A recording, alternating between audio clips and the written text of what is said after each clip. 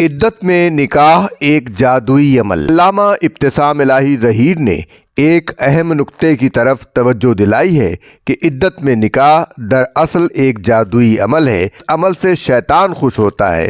انہوں نے دوسری بات جس کی جانب توجہ دلائی وہ یہ ہے کہ فقہ حنفی میں ایک نکاح پر اسی سے دوسرا نکاح نہیں ہوتا۔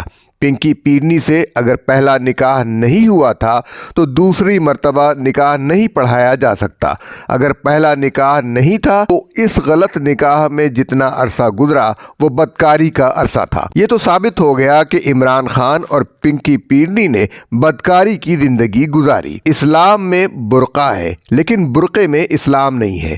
ہمارے یہاں بہت سے لوگ قرآنی آیات کو الٹا پڑھنے کا عمل بتاتے ہیں۔ یہ بھی شیطانی عمل ہے۔